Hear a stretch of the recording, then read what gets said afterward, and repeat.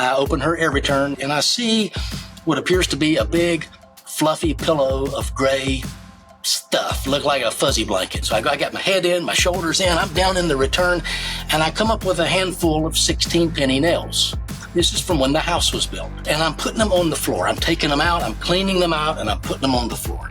And here's a Pepsi can. I go into the crawl space, and there's some cat poop on the plastic. Far on the other side of the crawl space where it gets slow, I saw some eyes looking at me, and it was cat, and that cat jumped through a missing foundation vent. I'm not going to talk about brand and this, that, the other. We're going to talk about this stuff. This disgusted that lady. And she said, I need this fixed in the morning. If you do this, does the price objection go away?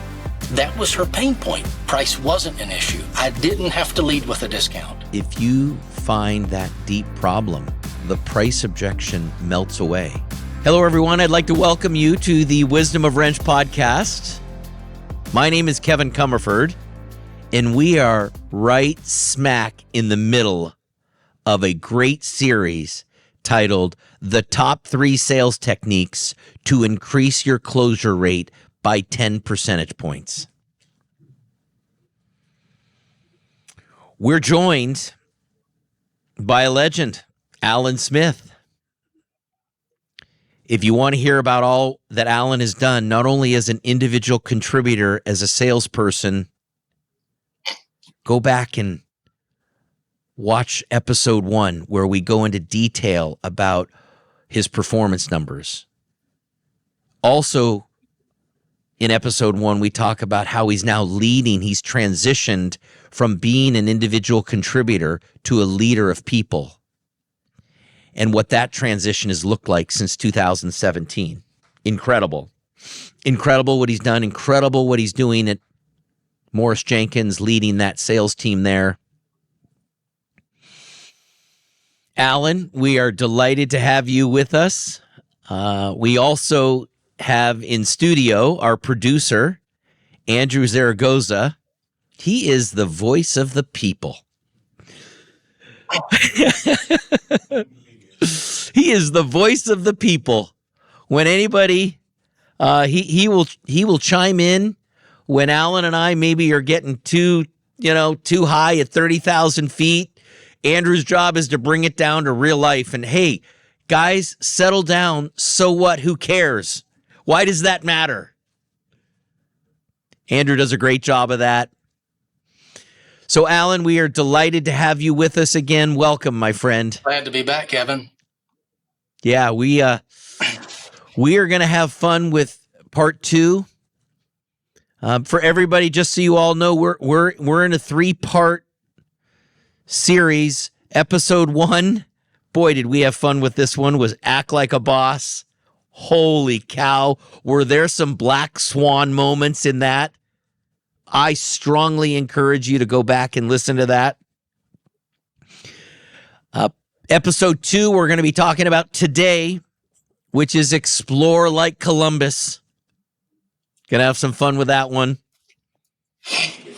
And then we've got episode 3, which is Connect Like a Magnet.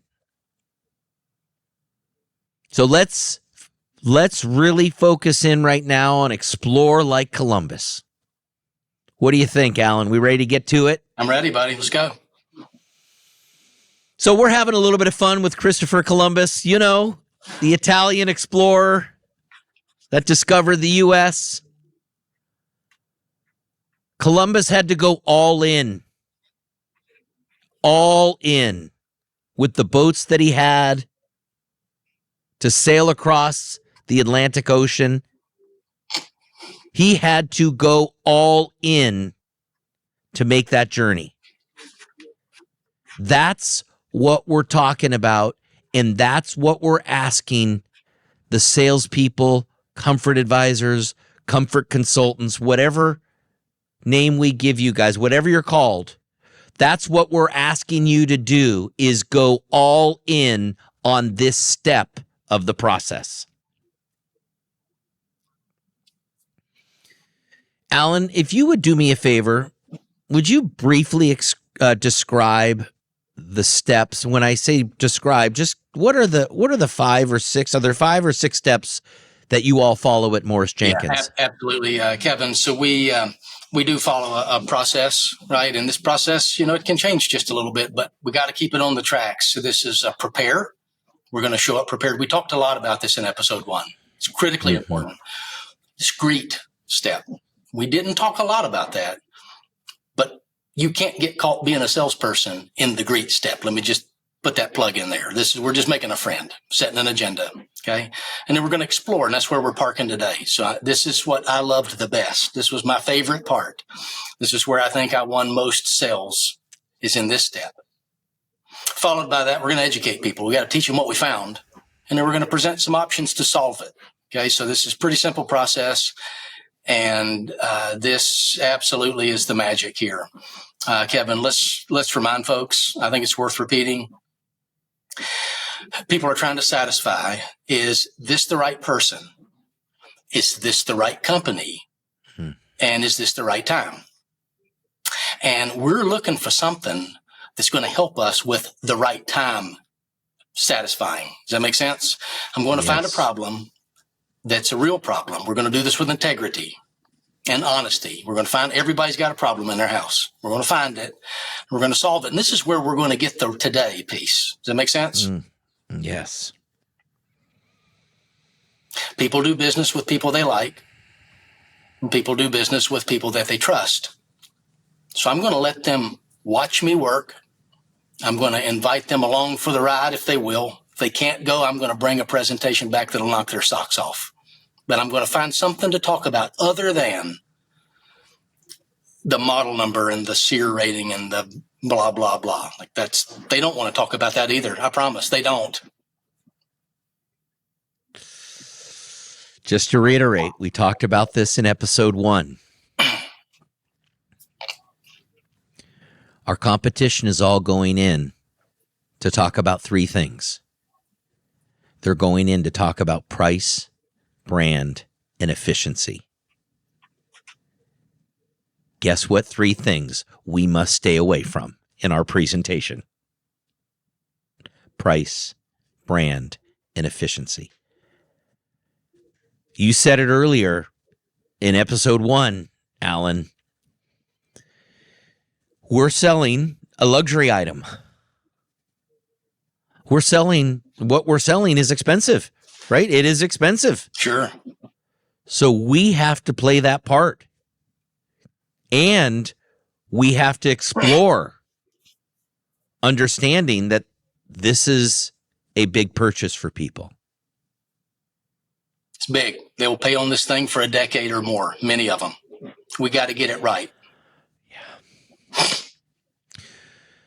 You mentioned something to me as we were preparing for the podcast last week. The importance of running the play.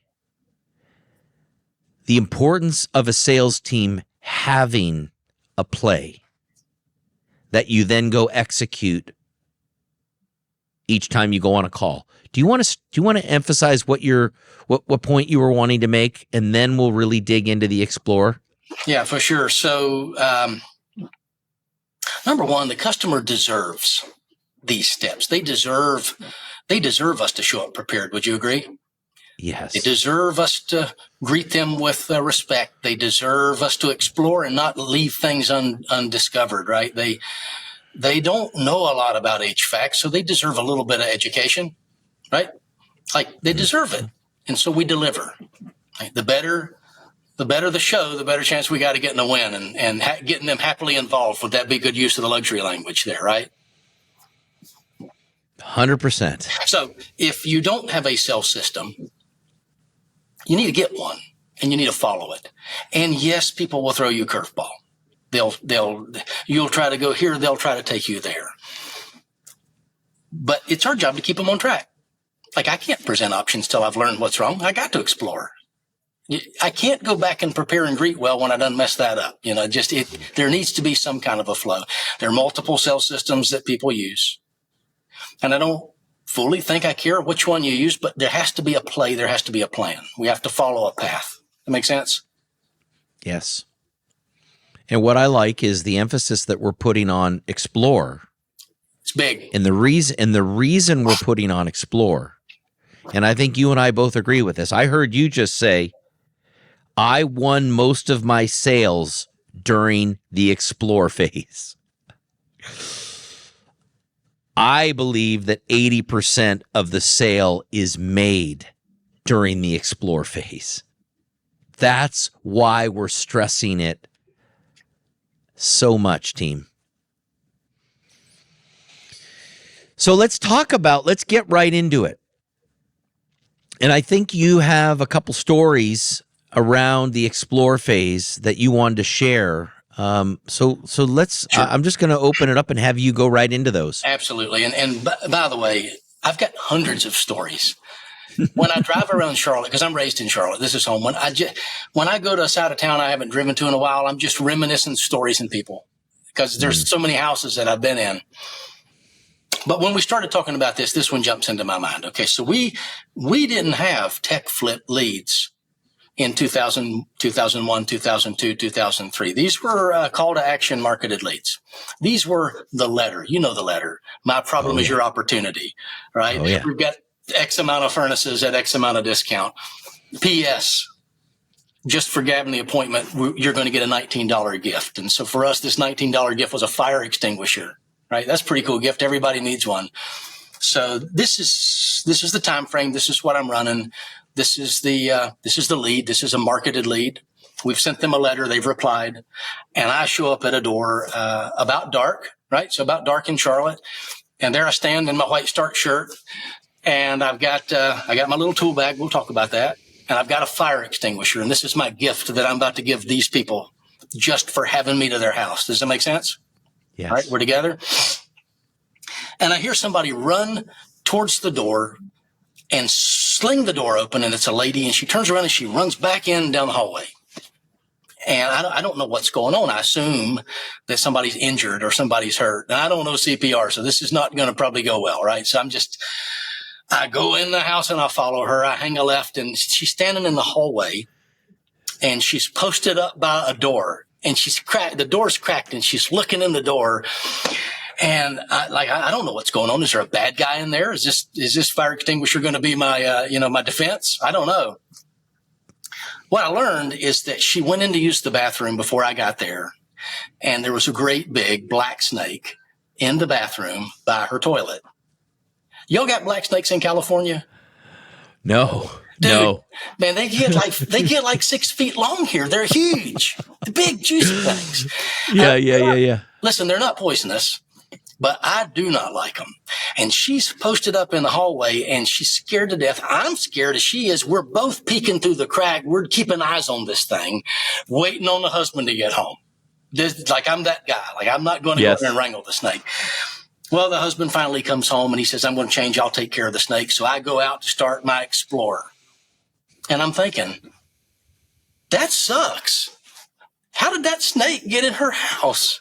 The emotion that was triggered there. This is horrible. So I go out to the unit. It's a gas pack, a package unit. I evaluate what I need to evaluate. He's in there snake wrangling. No help from me. I'm not that guy. And I said, well, I need to get in this crawl space. I need to figure out how he got in that bathroom. So I worked up the courage to go in there. My coveralls are up to my ears. I got shoe covers on my hands. I'm prepared to go battle with one of these things, one of these animals. So I go in the crawl space, and the ductwork's in horrible shape. It's in horrible shape. It's metal ductwork. It's wrapped in the paper insulation wrap. This is post-asbestos, pre-flex, the stuff, Oh, yeah. And it appeared to me that somebody had crawled over many of the hard pipes and broken them in the middle. Maybe a cable guy, because I saw cable strode through there. And so I take pictures. I'm taking pictures of what I'm seeing. Oh my gosh, dang, this is where the snake got in her house. This is terrible, and I'm just exploring. And I went all over that crawl space, and I found a bunch of broken ducts. And I came back, and I got my story right in my head, and I went in to present. And I've still got my extinguisher. She hadn't taken it yet. So I go back in. I greet again. And they say, well, come into the dining room and you can share us what you find. So neither one of them want to talk to me at this point. Like she's embarrassed. He's mad. This is where I'm at. We go into the dining room, Kevin. It's the one they eat at twice a year, Thanksgiving and Christmas. You know the one. It's got the china in the cabinet. We go into the room. She turns the light on and I pull the chair out from the table and 2 mice shot out from under the chair. Like Tom and Jerry, like lightning, just they were gone. Yep. And then I'm thinking, well, dang, I bet those mice came in through the duct system, and I bet the snake was hunting for them. So what I later learned is that black snakes, they love to eat mice. That's what they eat. I learned that mice, they got high metabolism, little tiny bladders, and they urinate all the time. When they run, they're peeing all the time. It's gross. Snakes can sense that with their tongue. I learned that a black snake can feel the vibration of the pitter patter of a mouse just by laying on the ground. They don't have ears. They can't hear, but they feel the vibration. I got like National Geographic going on in this house. Does it make sense? Yes. I'm there for a gas pack lead. That's it. But I'm seeing this and I'm going to show them where the snake got in, where the mouse got in. And I'm going to get them happily involved in a new pure flow system. And we're going to start in the morning. And that's exactly what happened, right? And I didn't have to talk about brand. And I didn't have to talk about efficiency. Those things were there for me if I needed to. And I didn't. They were asking me, how fast can you do this? I'm not staying in this house tonight until this is fixed. Does that make sense? Yes. This sounds kind of extreme, but that's real. And then over time, I started finding all kind of crap like that. There's all kind of problems people have like that. All kind of problems. I started carrying a good flashlight with me and lifting registers in homes. If I go into a house and lift up the register in the kitchen and shine a good flashlight down in there, what do you think I may find in that register? What may be in there, Kevin? I'm in the kitchen. Could be toys. Could be a lot of junk. Could be cereal, spilt milk, just disgusting. And then I thought, well, gosh, that's nasty. And then I started looking at the ones in the bathroom by the toilet, shine the light. Those are really bad.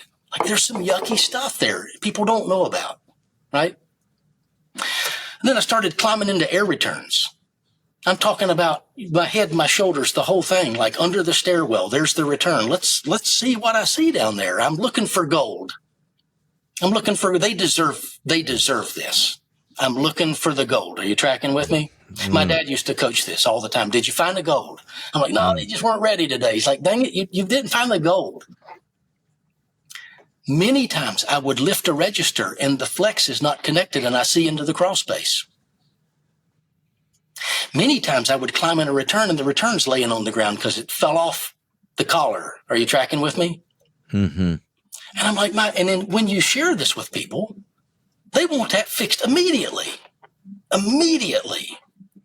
And I thought, well, dang, this Explorer, this can help me satisfy the why today. All I got to do is find the gold and teach them about it. Does that make sense? Yes. Yes. All right. Now, I got another story. It's short. You just listen. Let me hijack the podcast, okay? I love it. I go to this precious It's little all yours, baby. Little old lady's house, as sweet as can be. Her husband's passed. One son lives on the Carolina coast. We're in Charlotte, 3 hours away. The other son is not there. And I'm trying to figure out who my audience is, who I need to get involved in this decision. Like I'm there, And in the hallway, I open her air return and I look in the return with my light and I see what appears to be a big fluffy pillow of gray stuff. Looked like a fuzzy blanket somebody threw down there. And I'm like, what the crap is that? So I say, hold my feet, Grandma. I'm going in. So I got my head in, my shoulders in. I'm down in the return, and I come up with a handful of 16 penny nails. This is from when the house was built. This is pre-nail gun. Okay, this is like a late 80s house. So this is just bunches of nails, and I'm putting them on the floor. I'm taking them out, I'm cleaning them out, and I'm putting them on the floor. And here's a Pepsi can. and here's another Pepsi can, and here's some other trash. And they're covered this gray stuff that looked like a fuzzy blanket was 20 years of dust or 10 years of dust at the time. Are you tracking with me? How do you think all that stuff got in that return? My guess it was from the builders. This disgusted that lady. It absolutely, positively grossed her out. And she said, I need this fixed in the morning. That was her pain point. She didn't know that pain point was there. Okay? Same house. I go into the crawl space, and there's some cat poop on the plastic. Now, I don't know about California, but around here, most cats dig a hole, poop, and then bury it. But there's the cat poop, and I'm like, that's yucky. And then I go around it, and then there's some more cat poop. And I'm like, well, it seems to me there's a cat living under here. Far on the other side of the crawl space where it gets slow, I saw some eyes looking at me, so I had a good flashlight, and it was a cat, and that cat jumped through a missing foundation vent and took off. The foundation vent was under a deck. That's why she didn't know it was missing, the homeowner. Are you tracking with me? So I'm gathering this data, I'm exploring, I'm like, this is horrible. The return is full of trash. They used it like a trash can. I got cat poop all over the crawl space. The foundation vent's missing. I'm not going to talk about brand and this, that, the other. We're going to talk about this stuff. And so I went in and I did exactly what I'm doing with you right now. I'm telling you what I found, and I'm showing you what I found. I'm not making her trust me. Okay. And she said, I need this fixed in the morning. Price wasn't an issue. I didn't have to lead with a discount. I didn't have to give her very expensive financing that just destroys the bottom line for the business. I didn't have to do any of that. There were pain points there she didn't know she had. And I solved those pain points. Does it make sense? So this Explore Like Columbus for me is about being inquisitive. Exploring. If I would have put a system on that house and left that return 80% full of stuff, have I done anybody any favors? No. Heck no. So we got a new foundation vent. We put it under the deck. We took the plastic with the poop. We rolled it up. We got some new plastic. We put new plastic. We solved the problems. So when I say explore, that's what I mean. We're not going to miss anything. We're looking for gold. The competition will walk right by these things. The competition won't even go in the crawl space. They won't. If the system's outside, they're not going in the crawl space. They're not going in the attic. They're not. We want to be thorough. Does that make sense? Yes, 100%. And what I'm hearing you say, if you do this, Alan, does the price objection go away? The price objection... Listen, I didn't sell 100% of what I ran, and our sales team is really good. They're the best in the land. I'll put them up against anybody. They don't close at 100%. Okay? But I didn't get a whole lot of price objection. When I could find a real problem that we could really solve for those folks, the price objection wasn't a price objection. We didn't talk about it that much. They were grateful. Hey, thank you for showing me that. And then they would send me home with a bag of tomatoes from the garden or whatever else. They're just grateful that I came and found the problem. Does that make sense? Yeah, and I think every great sales professional, every great comfort advisor will tell you the same thing, that if you find that deep problem, the price objection melts away. So what I guess I'm hearing you say, if you're a comfort advisor or a sales professional out there that's getting a whole lot of price objections, I guess the question is are you looking for the gold? Are you finding the gold? Your podcast on luxury language, you talked about selling commodities and bags of salt. Yeah. Okay, so if you're getting, you and Amanda did a great job on that one, by the way. Thank you. You get those price objections, you're selling the commodity. It's your two-stage Linux versus somebody else's two-stage Linux. I'm not talking about the two-stage Linux. I'm finding some real problems that left unattended can really be detrimental. And every house has got them. Because we don't do new houses and old houses, but we're largely in old houses. What I want to stress is what you just said there. Every house has them. What you need to do is to explore like Columbus to find them. That's a fact. Yeah. And that takes time. It does take time. It absolutely takes time. But I would rather spend the time doing these things than sitting down going to battle on why I'm 10,000 and somebody's 9,000 and why I can't do it for 9,500 and why my financing ain't better. Like, that's a long discussion too. That takes time. I would rather spend time solving some problems.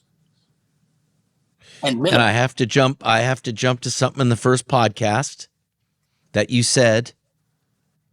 Leave your watch in the car. Leave your phone in the car. Team, leave your watch in the car. Leave your phone in the car. And give it the amount of time that those clients deserve, who are paying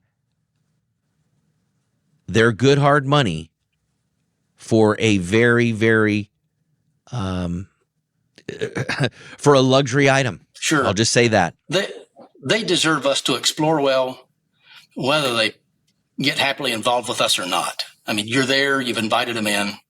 Even if you don't win this one, if you can help them and help their home, that's the win. That's the mindset that it's got to be. But if you find the right problem and you got the right solution, you're going to be working together with these people. All right. So I don't know about. So good already.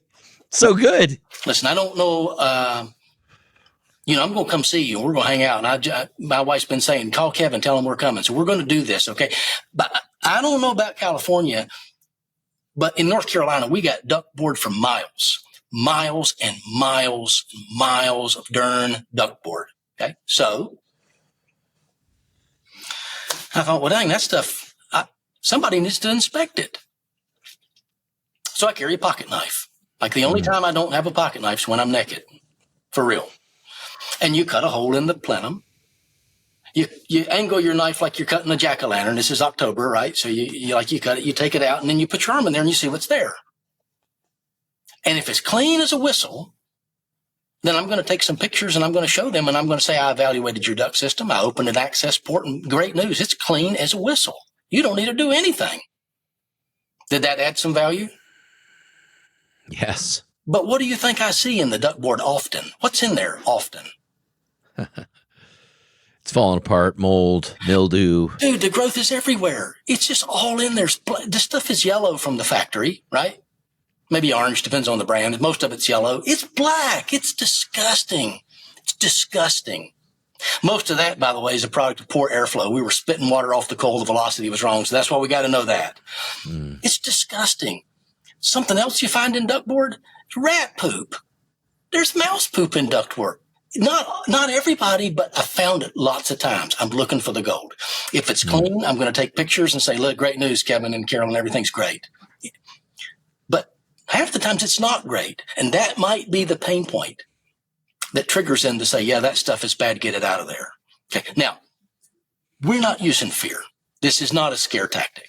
This is a thorough evaluation, a thorough explore, and we're going to educate. We'll do as little or as much as they want. It's up to them. We're not going to make any crap up because we're going to show them in pictures and we'll invite them on the journey with us. I really want somebody to go with me. Now, the ductboard, I don't know, Kevin, if you've ever stuck your arm with a camera in ductboard to take pictures. But if you do, your arm is going to itch from your elbow to your wrist for 3 days. Why is it going to itch for 3 days? Well, because the ductboard's made of insulation. And insulation's made of what? Glass. Fibers of glass. Like, does that even sound like a good idea to build your air distribution system? The air that you breathe? It doesn't even make sense to me. It's not even logical, right? So some people, like, that may be the trigger. It may be that they've got some breathing issues. It may be that the wife says, this is the dustiest darn house we've ever lived in. I dust every day. Maybe that's fiberglass. I don't know. But it's our job to explore and educate. And somewhere in here, we might align on some kind of a pain point that we can solve. Does that make sense? Absolutely. Kevin, if it's a metal plenum, interior lined insulation, you can't cut into the side of that, but you can absolutely pop a Panduit, remove a 6-inch flex off of a collar, and put your arm in there, get some pictures, and evaluate it. They deserve us to evaluate it. Could you imagine buying a new system from somebody and sticking it on old ductwork that's full of just yuck? It doesn't even make sense. And so, it took a while. In some big houses, it takes a while. And that's okay. We want to be respectful of their time, so we want to move with purpose. I'm not going to walk out to the truck to get water every 5 minutes and then go call my girlfriend every 10 minutes and sit in the car with the air conditioner on because I'm sweating. I actually want them to see me sweat. Does that make sense? Like, move with purpose, be respectful of their time, and explore like Columbus. There's gold in these houses. We can solve it. I love what you just said there. Have the client join you. Make sure they watch you. Make sure they see you sweat, bleed, get dirty. This is all part of the demonstration. It's all part of the show. I call it a show. You're actually doing a hell of a lot of work. At the same token, why I call it a show is because you're doing it. The person after you or before you never did anything like that. They don't get it, and they're not going to get it, but we're going to get it. We're going to get it. And the people deserve it. They really do. It's not for show, but it is a show, but it's not for show. Yes. It is a show, but that's not the purpose. The purpose is to not miss anything. Yeah. How do you get a salesperson to do this? Well, you got and do you think they all do it? No, I don't think they all do it. Even at Morris Jenkins? We don't have 100% compliance across this business. We do not. Okay? And neither does Service Champions, and neither does Parker, and neither does Max, and neither does nobody. We just don't. But on a non-tech flip, you've got to become the tech. You are the tech. This is not a marketed lead. I'm the tech. So by gosh, I need to explore like I'm a tech. Tech should be doing this too. Our tech should be cutting in access ports on the ductboard plenums and investigating it. And next year when we do the maintenance, we should check it again. We should check it again. We should be doing this. Or popping the ductwork off a metal. It's not a metal return, a metal plenum. Bro, I have put my arm in a 6-inch collar.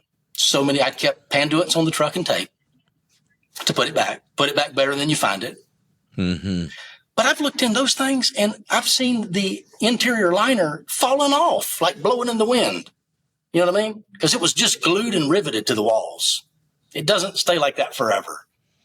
So we're going to find things that other people won't find that need to be found, right? And we're going to solve them. And some of these things you can charge to solve, like you can put monetary value to it. Or if I can earn your business today with the new heating and air system, by gosh, I'm going to take care of these things, no extra charge. Like it could be. I'd rather do that than give them a 5% discount or a 10% discount. And they would rather have the problem solved also. They would rather have that plenum replaced rather than they would rather have a 5% discount or whatever. So true. It's not affecting the payment or the monthly investment that much. It's not. So explore really well on an attic lead. Go in the crawl space. Maybe there's a plumbing leak. Maybe there's a low boy water heater leaking. Maybe there's a water heater expansion tank where the bladder has busted because the chlorine's so high and it's squirting water on the joist. Maybe there's a possum living in the crawl space. I don't know. But if you're there to quote somebody an upstairs system, we've got to go in the crawl space. We're the expert. How about and in the attic, right? Or vice versa. Right. If you're on a crawl space system, you got to go in the attic. Honestly, the two systems work together to condition the home. The air distribution shared up to downstairs. You need to know what's going on up there. Could be a drain pan full of water up there in the summer, about to spill over and you miss it. We can't do that. You can't miss anything. And if you're in your clean white uniform, you're throwing on probably some coveralls. Right? Every salesperson's got to have coveralls. For sure. Every sales. I would carry coveralls with me for sure. And man, I'm not as in good a shape as I was in 2017, but I'm getting along okay. But I would just crab walk the crawl spaces, rafter hop the attics. Like I didn't always put on the coveralls, but man, I can't tell you how many crawl spaces I got in, and I would crab walk or duck walk. The duck walk turns to a crab walk. You know these walks, and you get like right where you need to get, and you got to get down on your belly.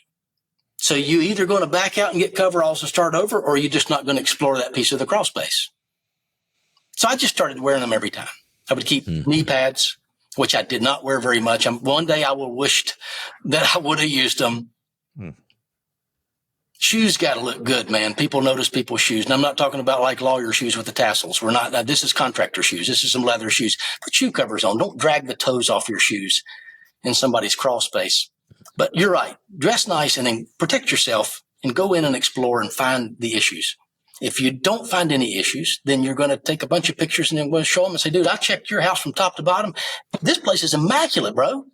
No issues. They will appreciate that. How would somebody go looking for gold and exploring while maintaining trust? And what I mean is, a lot of people don't love going to get their car oil changed because the guy's in the window saying, hey, you also need your air filter changed. It's like, no, I came in for an oil change. I want an oil change because I don't want you to, quote, upsell me or whatever it may be. I called because something in the attic. What are you doing in the basement? How do you maintain trust while exploring? Well, number one, if I was the guy selling the oil filters at that place or the air filters or whatever, I'd clean the grease off my hands. I'd go in and take them back to the shop with me. I'd show them their filter in place. I would talk about the risk for not changing the filter. Here's the damage that could be caused. I'm going to educate, right? That's missing at the car shop. So we want to take that forward or bring that forward on a sales call. I kept rolls of plastic in the back of my truck, clean plastic. And many times I would invite people to come in the crawl space. I'd say, when's the last time you've been there? And they'd say, well, I've never been in there. I'm like, well, it's not that bad. I've done cleaned all the cobwebs out with my big forehead. I got 2 flashlights, one for me, one for you, and I've got clean plastic. Would you come with me? You'll be surprised how many people will go with you. Some people will just make it barely inside the door, right? And then, hey, what's that over there? Hey, I forgot about that lawnmower over there. Some people will just make it barely inside the door. But I'm not going to give them any excuse to doubt me. I'm going to invite them in the attic. If they absolutely cannot go, I'm going to make a movie in the attic with my little tiny Sony Handycam. I'm going to narrate it. I'm going to get pictures of their Christmas decorations and maternity clothes and all the crap that's in the attic. I'm going to let them know I'm at their house. They might be standing in the hallway. They're going to hear me talking to myself. And I'm going to play it for them on a great big iPad and watch it with them like we're watching a movie. That makes sense? I'm not going to leave any opportunity for them to question anything I've told them. I got to close all those doors.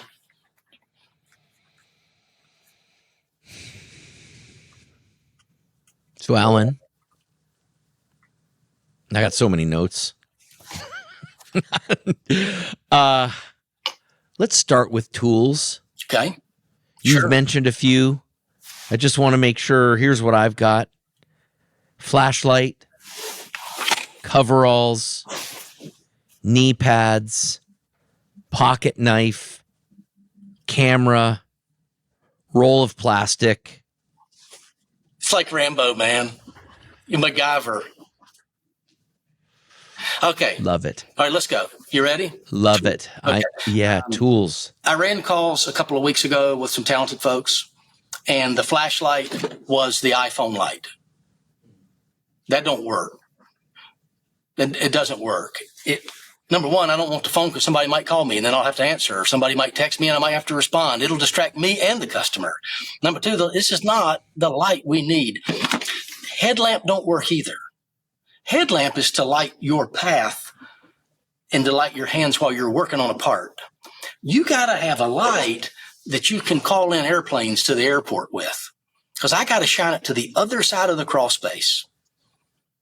This light I'm holding here was a stream light. There's tons of choices for good lights, but the light is there so I can find the gold. That's the purpose of the light. Headlamp don't work. iPhone light's no good. You need to have two lights. One's for you, one's for the customer who decides to go with you. Give them the light, you get the light. Now you're exploring together. It's like Columbus had a right-hand man on the ship, I guess. So Yes. the flashlight's critical. So I think I shared with you guys, if I could just have one tool to run sales calls with, it would be a notepad. Okay? Like that would be number one. That was probably episode 1, but you got to have a notepad. Number 2 is a good flashlight. Does that make sense? Yes. Okay. Number 2 is a tape measure. Or that's number 3. Yeah, 3 too. Tape measure. Okay. Listen to me, Kevin. If I don't know how big your rooms are and how big your house is, how do I know exactly what size air condition you need? You don't. How do I do a proper load calculation if I don't measure the windows? How do I know what's going to fit in your attic unless I measure the attic stairs? How do I know? I don't know.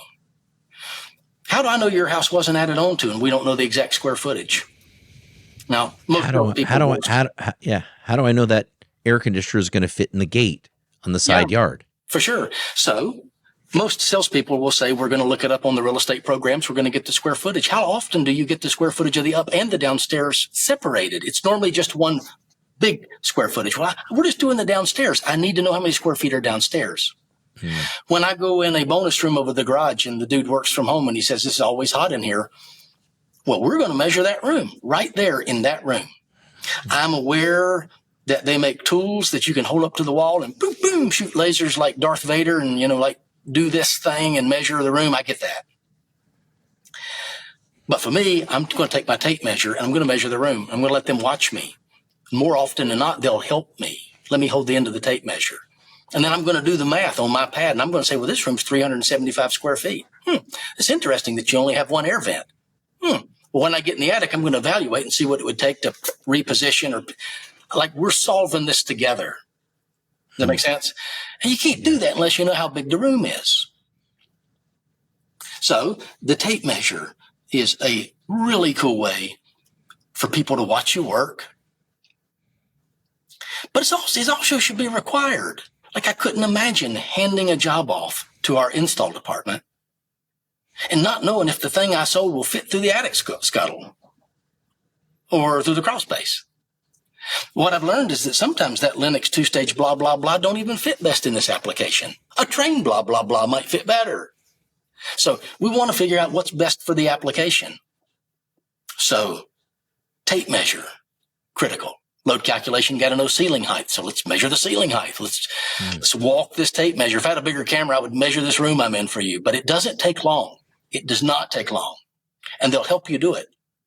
And they're watching me work. You see what's happening? Hey, we're not big drinkers.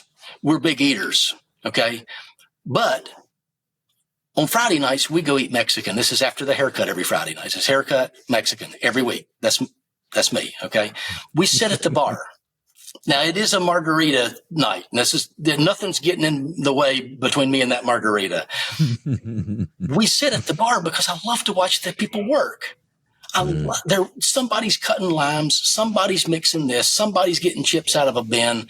They're working so hard. Have you noticed how impressive it is to watch people behind a bar that really knows what they're doing? Like, how do you remember the recipes? How do you know how long to shake the thing? How do you know when to light the cedar to put it on the cup to get the smoke to make the wick? Like, it's so impressive to me. Have you got somebody that works for you at your house, you and Carolyn, that maybe takes care of your yard or inside your house, or somebody that you call that works like a madman? Is there somebody in your life that you know he's going to work hard for you? Yes. Isn't it a treat? Yes.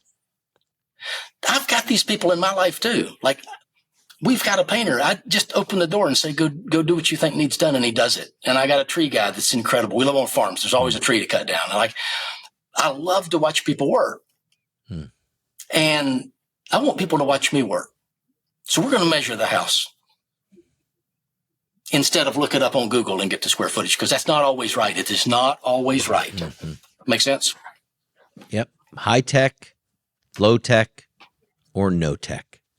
And I like no tech. Yeah, we're kind of going. It's easy to go on Google and shortcut it, yet you've just lost the sale. Yeah. You just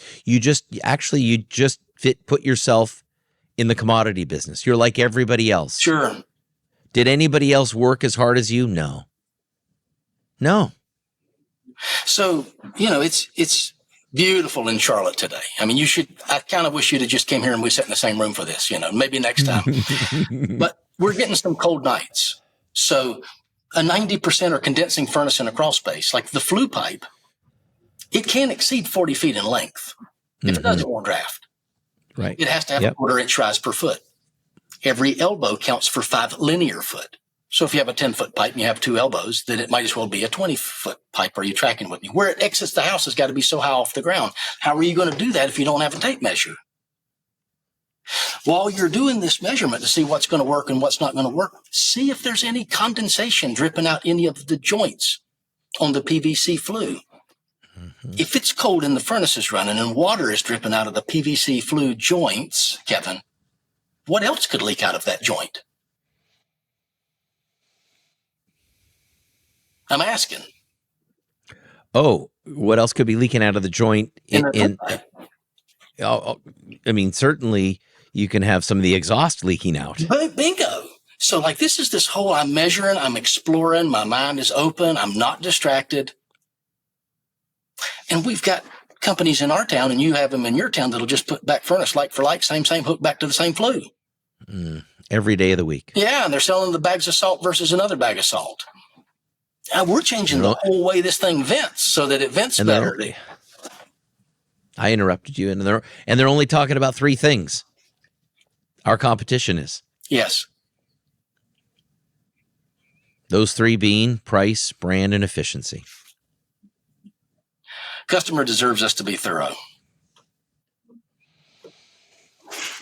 So can you just finish with tools that you suggest on every call a salesperson walks in with? Absolutely. So, for those driving, keep driving, be safe. We'll get a Lytics alert if you're not. But for those watching, I've got a 5/16 1/4 inch nut driver. You can take apart any HVAC system with a 5/16 1/4 inch nut driver. You don't need anything else. You could also use a multi-tool. But I'm going to open that 90% furnace, and I'm going to see if there's a puddle of water behind the collector plate or behind the secondary heat exchanger in the blower cabinet. If it is, if there's a problem, I'm going to see if there's a rat nest in there. I'm going to take the coil door off and see how rusted the interior drain pan or any of the plate inside. I'm going to see if there's any black stuff growing all over the wires in an air handler. I'm going to take it. I'm not dissecting the unit and pulling blower motors. We don't have time for that. But by gosh, I can take the door off, look, take a few pictures and put it back together. It's easy enough. So 5/16 1/4 inch nut driver. Kevin, I'm holding up a set of calipers. This is line set calipers. Y'all, a 1/4 inch and a 5/16 look a lot the same. 3/8 and a 5/16 look a lot the same too. And a 7/8 and a 3/4 looks a lot the same. And we've got guys reusing line sets all over town that are the wrong size line sets with HVAC systems all over town. We're going to make, and we have line sets that change size from the outside unit to the inside unit. It's 3/8 outside, it's 5/16 inside. If you put a high performance unit on the wrong size line set, we didn't help anybody. So we're going to check that. So I carry line set calipers. Kevin, this is a velometer. This measures airflow. Okay. When somebody says, I got a problem in this room, it is always stuffy in here. Well, I'm going to get a little step stool and I'm going to go up there and I'm going to see how much air is coming out of the vent. I'm going to write it down. CFM, right? Yep. Yeah, 4 feet per second. Then I'm going to go to their most comfortable room in the house, and I'm going to see how much air comes out of that vent, and we're going to compare and contrast. Does that make sense? Mm-hmm. Like a valuable little tool. This is a humidistat. Some houses are just freaking muggy. You go in and it's like you just sweating thinking about sweating. They're not dehumidified correctly. Air conditioning's the wrong size. They're cycling on and off. We don't have enough runtime. I didn't use this on every call, but it was in my belt. It was ready in case I needed it. Okay. Kevin, this inspection mirror that I'm holding up, it's about 1 inch in diameter. Man, I had a whole lot of what people would call proactive furnace leads. Yeah, it's getting old. We thought about changing it. I'm going to see if it's got a cracked heat exchanger. It probably does. It doesn't. It does. It's not hard to put this thing inside the burner plate and just look at the prime spots. We know which ones are going to crack in which locations. Be the tech. And all of this stuff for me, Kevin, rode in a little tool bag on my side. I carried it on my side every call. It hung on the back seat of my truck, and then when I got out to go visit Kevin and Carolyn, this went with me, because when something critical needs to be talked about, I don't have time to run and get the tool. You'll lose your audience. You come back in, it's like, where'd Carolyn go? Well, she had to take our son to ball practice. Well, crap, I wanted to show. You know what I'm saying? So I would carry a small tool bag with me. And the last and really the most critical thing that I would put in that tool bag is a temperature gun. Y'all, I'm holding up just a very inexpensive, palm-sized temperature gun. The more you pay, the more accurate they are at distance. But what would I do with this? Well, the air conditioning's working fine, but we know it's getting old. Okay, great. Well, we're going to go ahead and check the air return temperature and the supply temperature. And I'm not going to use that language. I'm using that language with you, Kevin. But I want to see what the temperature drop is. And I'm going to bring it down on some level that they'll just understand, because sometimes they're not working right. You with me? So I found that a lot of my success came from me. The more tech savvy I got, the better I could do. It's a dangerous balance. You can't use words like supply and return and delta T and temperature difference. You can't use any of that. The air goes in here and the air comes out over here. And we're looking for a 20-degree difference. That's how it works. You tracking with me? Let's go see where yours is at. Holy smokes, it's only 10-degree difference. It's broken. Let's see if we can figure out why. This is high level teaching somebody how an air conditioner works. So the tools are important. Remember, they're trying to satisfy, is this the right guy? Is this the right company? And is today the day? So I'm going to present like a boss, the best that I can, episode 1. Number 2, I'm going to explore like Columbus. I'm going to find some stuff wrong they didn't know was wrong. I'm going to find where the snake got in the ductwork. I'm going to find it. Okay. I'm going to teach them that. We can talk about that in episode 3 if you want to. But I'm going to find things that other people won't find. And through this process, I'm going to make a friend. I didn't make a really good friend in the greet step. I didn't. I'm not. I just didn't. It never happened for me. That was just set an agenda and go to work. They're in a hurry. They don't want to go through this. They got stuff to do. Set an agenda, go to work. But through some of this discovery, I've made some really great friends. And at the end of my career, my days were filled with people that had bought from me before, and they were asking for me to come back. They were Alan sold last leads. Does that make sense? Just really, really good people. I was grateful to see them again. They were grateful. We just write back like we never missed each other. It was really special. But those relationships were built in this explore step.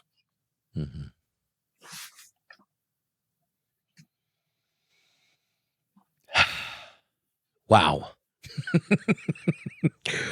There is so much gold here. You have been teaching us how to find the gold on a sales call. There's so much gold here on this podcast. What I want to do is just kind of reiterate and step back through what you just shared. We first talked about why this explore step is so important. And there's two things. We're going to be running lots of leads in between seasons where there is zero urgency, and we have to trigger the urgency through finding the pain. That's what I got. Your father said, and used to ask you, good old David Smith, God bless him, son, did you find the gold on that call? So every call, we need to find the gold. I heard you say invite the client on the journey, on the explore step, because guess what? Just like me sitting at a bar, everybody loves to watch the person work. So they got to see you work. I also heard you say you got to make sure the client sees you sweat and bleed and get dirty. And it's because it's one of the ways that we separate ourselves. Is the next guy or gal really going to do that? I think we know the answer to that, Alan. And boy, oh boy, did you just take us through all the tools to have in order to be able to explore like Columbus. It's fun. It's nice and fluffy to say it. Explore like Columbus. The reality hit me, Alan, when you started pulling out all these tools. Yeah. Are people willing to go all in on what it takes to explore like Columbus? My goodness, I hope they are. They are. This is what it means to be a sales professional. If you want to be a sales amateur, no problem. No problem. There's amateur baseball going on all around. But if you want to watch professional baseball on TV in the playoffs, it's doing these things to truly be a professional. Do you want to add anything, Alan, before we close about Explore Like Columbus?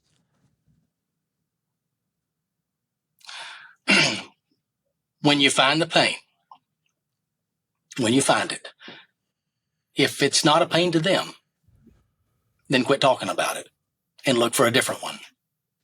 If they don't care that there's growth in their air handler, then don't keep harping on it. Find something different. The pain is different to everybody. But when you find the one pain that they would really like solved, and you scratch it. You scratch that thing like a mosquito bite. You scratch it again, you talk about it again, and before you know it, they just want it fixed. How fast can you fix it? You got to find the right pain point.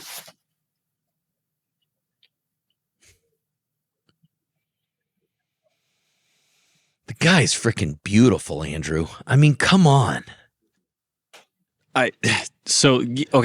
First off, is this for real? If you are digging what you're hearing right now, you must go check out episode 1, and you must subscribe to not miss episode 3 in this 3-part series. But one quick question I wanted to ask: you're talking about exploring a lot of, I'm just going to say, nooks and crannies when it comes to servicing a house or going out on a call. Again, I believe this is like a callback to episode 1.